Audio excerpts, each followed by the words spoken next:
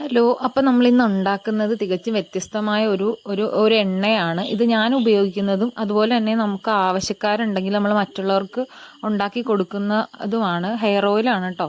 അപ്പോൾ നമ്മൾ അത് ഉണ്ടാക്കാനായിട്ടുള്ള കുറച്ച് എന്താ പറയുക, പച്ചിലകളും അത് ഔഷധ ഗുണമുള്ള ഇലകളൊക്കെ ഇല്ലേ, അങ്ങനത്തെ സാധനങ്ങളൊക്കെ പറിക്കാൻ വേണ്ടിയിട്ടാണ് ഞാൻ ഈ തപ്പി നടക്കുന്നത്. മെയിനായിട്ട് നമുക്ക് വേണ്ട കയ്യെണ്ണയാണ്. കയ്യെണ്ണയാണ് ഇതിനകത്ത് ഏറ്റവും എന്താ പറയുക, ഫസ്റ്റ് ഇമ്പോർട്ടൻ്റ് ആയിട്ടുള്ള ഒരു സാധനം കയ്യെണ്ണയാണ്. പിന്നെ തുളസി, അതൊക്കെ നമുക്ക് കുറേശ്ശെ മതി. ഇതൊക്കെ ഓൾറെഡി നമ്മുടെ വീട്ടിൽ തന്നെ നമ്മൾ വെച്ച് പിടിപ്പിച്ചിട്ടുണ്ട്. കാരണം ഞാൻ പറഞ്ഞില്ലേ, നമുക്കിത് ഇടയ്ക്കിടയ്ക്ക് എപ്പോഴും നമ്മളിത് കൊണ്ട് എണ്ണ കാച്ചാറില്ല. എന്നാലും ആവശ്യാനുസരണവും പിന്നെ നമുക്ക് സ്വന്തമായിട്ട് നമ്മൾ എണ്ണ കാച്ചാൻ വേണ്ടിയിട്ട് ഈ സാധനമൊക്കെ വേണ്ടതുകൊണ്ട് ഇതൊക്കെ നമ്മുടെ മുറ്റത്തും പറമ്പിലുമായിട്ടൊക്കെ തന്നെയുണ്ട്. പിന്നെ മൈലാഞ്ചി വേണം, അതുപോലെ തന്നെ ചെമ്പരത്തി വേണം, പിന്നെ വേണ്ടത് എന്താ, കറിവേപ്പില വേണം. ഇതൊന്നും നമ്മൾ പുറത്തുനിന്ന് വാങ്ങിക്കുന്നതല്ല, എല്ലാം നമ്മുടെ വീട്ടിൽ തന്നെ ഉണ്ട്.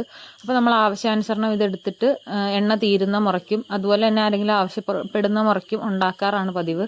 പിന്നെ വേണ്ട മെയിനായിട്ടുള്ള ഒരു ഇൻഗ്രീഡിയൻ്റ് ആണ് കറ്റാർ വാഴ. കറ്റാർ വാഴയും നമ്മൾ വീട്ടിൽ തന്നെ വെച്ചിട്ടുണ്ട്. അപ്പോൾ ഇതിനകത്ത് കുറച്ച് കളയൊക്കെ കയറിയതുകൊണ്ട് ഞാൻ അതൊക്കെ പറിച്ച് വൃത്തിയാക്കി എടുത്തിട്ടുണ്ട്. കറ്റാർ വാഴ നമ്മുടെ വീട്ടിൽ ഇതിപ്പോൾ ഒരു സ്ഥലത്ത് ഇങ്ങനെ ഞാൻ കുറച്ചധികം നാളായിട്ട് ശ്രദ്ധിക്കാതിരുന്നത് കൊണ്ടാണ് അങ്ങനെ.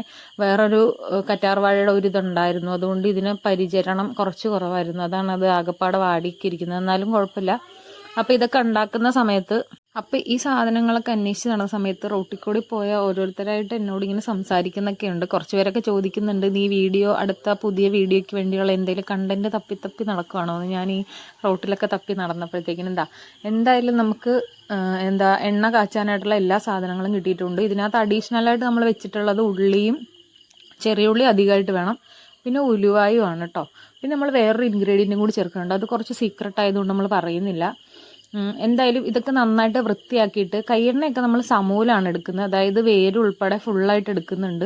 നല്ലതായിട്ട് വൃത്തിയാക്കി എടുത്തിട്ട് നന്നായിട്ട് അരച്ചെടുക്കണം. അമ്മിയിൽ അരച്ചെടുക്കണം എന്ന് എനിക്ക് പറയണമെന്നുണ്ട്, പക്ഷേ ഭയങ്കര ടാസ്ക്കാണ്. അമ്മിയിൽ അരച്ചെടുക്കാൻ പറ്റത്തില്ല, ഭയങ്കര പാടാണ്. മിക്സിയിലാണ് ഞാൻ അരച്ചെടുത്തിട്ടുള്ളത്. അതിനകത്ത് കറിവേപ്പില അരയ്ക്കാതെ വെച്ചത് വേറൊന്നും കൊണ്ടല്ല, കറിവേപ്പില നമ്മൾ അധികമായിട്ട് ഇടരുത്. അത് നമുക്ക് ഈ എണ്ണയുടെ ഒരു മൂപ്പറിയാൻ വേണ്ടിയിട്ടാണ് ഈ കറിവേപ്പിലേൻ്റെ തണ്ടോടെ കൂടി വെച്ചേക്കുന്നത്. മാക്സിമം നമ്മൾ എന്താ പറയുക, അടി കട്ടിയുള്ള പാത്രത്തിൽ തന്നെ വെച്ചിട്ട് വേണം എണ്ണ കാച്ചാനായിട്ട്. ഗ്യാസിൽ വെച്ച് കഴിഞ്ഞാൽ പെട്ടെന്ന് തന്നെ ഇത് കരിഞ്ഞു പോകാനുള്ളൊരു സാധ്യതയുണ്ട്. അപ്പോൾ അതുകൊണ്ട് നമ്മൾ അടുപ്പിൽ തന്നെ ഉണ്ടാക്കുന്നതാണ് നല്ലത്. എണ്ണയും അതുപോലെ തന്നെ നമ്മൾ ഈ ഉണ്ടാക്കി വെച്ചിട്ടുള്ള കൂട്ടും കൂടെ ഒന്നിച്ചിട്ടിട്ട് വേണം ഇത് ഒന്നിച്ച് മിക്സ് ചെയ്തിട്ട് വേണം തിളപ്പിച്ചെടുക്കാൻ. എണ്ണ ചൂടായതിനു ശേഷം ഇട്ട് കഴിഞ്ഞാൽ ഇത് കരിഞ്ഞു പോവും.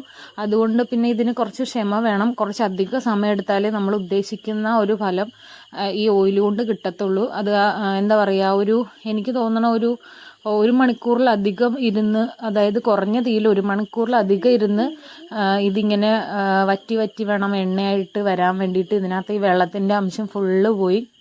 അപ്പം അതൊക്കെ ഇരുന്ന് നമ്മളിങ്ങനെ ഇളക്കിയാണ് എണ്ണ ഉണ്ടാക്കിയെടുക്കുന്നത്. കുറച്ച് ഭയങ്കര ക്ഷമ വേണം, എങ്കിലേ നമുക്ക് എന്താ പറയുക, ഈ ഓയിൽ തയ്യാറാക്കി എടുക്കാൻ പറ്റത്തുള്ളൂ.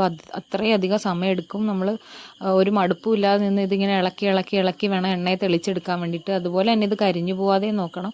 ശരിക്കും പറഞ്ഞാൽ നമുക്ക് ഏത് ഏജുകാർക്ക് ഇത് ഉപയോഗിക്കാം. നല്ലതായിട്ട് ഉറക്കം കിട്ടാനും അതുപോലെ തന്നെ എന്താ പറയുക, ഭയങ്കര ഒരു കൂളിങ്ങിനും ഒക്കെ നല്ലതാണ്. സ്ഥിരമായിട്ട് നമ്മൾ ആരും എണ്ണ ഉപയോഗിക്കത്തില്ല, ആഴ്ചയിൽ 2 or 3 ഒക്കെ ആയിരിക്കും എണ്ണ ഉപയോഗിക്കുന്നത്.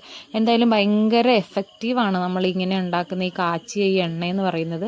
അപ്പോൾ ഒരു ഓവർനൈറ്റ് ഇതിങ്ങനെ തണുക്കാൻ വെക്കണം. എന്നിട്ട് പിറ്റേ ദിവസം രാവിലെ വേണം ഇതെടുത്തിട്ട് നമ്മൾ കുപ്പിക്കകത്തേക്ക് പകർത്താൻ. നന്നായിട്ട് തണുത്തതിന് ശേഷം മാത്രമേ പകർത്താവുള്ളൂ. അപ്പോൾ ഞാനിങ്ങനെ മൂടി വെച്ചിട്ട് പിറ്റേന്ന് രാവിലെ ആയപ്പോഴാണ് ഇതിൻ്റെ ആ പിശിടൊക്കെ കംപ്ലീറ്റ് ആയിട്ട് നമ്മൾ പിഴിഞ്ഞ് എണ്ണ മാത്രമായിട്ട് എടുക്കണം. എന്നിട്ട് ഒരു ബോട്ടിലേക്ക്, അതായത് ഇതൊരു കുപ്പിപ്പാത്രമാണ്, നല്ലതായിട്ട് ഉണങ്ങിയിട്ടുള്ളൊരു കുപ്പിപ്പാത്രത്തിലേക്ക് ഞാൻ മാറ്റിയത്. നല്ല ചില്ലുകുപ്പിയാണിത്, നല്ല വൃത്തിയാക്കി കഴുകി ഉണക്കി വെച്ചിട്ടുള്ള ഒരു പാത്രമായിരുന്നു കേട്ടോ. അപ്പോൾ അത് ഏകദേശം ഇത്രയുണ്ട്. ഇതിനകത്താണ്, ഈ കുപ്പിക്കകത്തേക്കാണ് ഞാൻ ആക്കിയത്. ഇതിപ്പോൾ നമുക്ക് കൊടുത്തു വിടാനായിട്ടുള്ളത് കൊണ്ട് എന്താ പറയുക, ഇതിൻ്റെ അടപ്പ് കുറച്ച് ടൈറ്റ് ചെയ്യേണ്ട ആവശ്യമുണ്ട്. അതുകൊണ്ടാണ് നമ്മളിങ്ങനത്തെ ഈ ഒരു സെല്ലോ ടേപ്പ് വെച്ച് ഇങ്ങനെ കവർ ചെയ്ത് വിടുന്നത്, അതിൻ്റെ അടപ്പ് ഭാഗം. ഇല്ലെങ്കിൽ ലീക്കായാലോ എന്നൊരു സംശയമുണ്ട്. അതുകൊണ്ടാണ് ഇതിങ്ങനെ നന്നായിട്ട് നമ്മൾ കവർ ചെയ്ത് വിടുന്നുണ്ട്. ഇതിനകത്ത് ഇതുണ്ടാക്കാനായി എണ്ണ കാച്ചുന്ന വെളിച്ചെണ്ണ വരെ നമ്മുടെ സ്വന്തമായിട്ടുള്ള വെളിച്ചെണ്ണയാണ്. ഒന്നും നമ്മൾ പുറത്തുനിന്ന് വാങ്ങിച്ചിട്ടില്ല, നമ്മുടെ മുറ്റത്തുള്ള സാധനങ്ങളും ഒക്കെയാണ്. നിങ്ങൾക്ക് വേണമെങ്കിൽ നിങ്ങളുടെ വീട്ടിൽ തന്നെ ഈ എണ്ണ ഉണ്ടാക്കി നോക്കാവുന്നതാണ്. നമുക്ക് നല്ല എന്താ പറയുക, മുടി കൊഴിച്ചിലൊക്കെ മാറി മുടി നന്നായിട്ട് വളരാനായിട്ട് സഹായിക്കുന്ന ഒരു ഹെയർ ഓയിലാണിത്. വീട്ടിൽ തന്നെ ഉണ്ടാക്കിയെടുക്കാം. അപ്പോൾ എല്ലാവർക്കും എൻ്റെ വീഡിയോ ഇഷ്ടമായെങ്കിൽ ലൈക്ക് ചെയ്യണം, അതുപോലെ തന്നെ ഷെയർ ചെയ്യണം, സബ്സ്ക്രൈബ് ചെയ്യണം. അപ്പോൾ നെക്സ്റ്റ് വീഡിയോയിൽ കാണാം. ടാറ്റാ.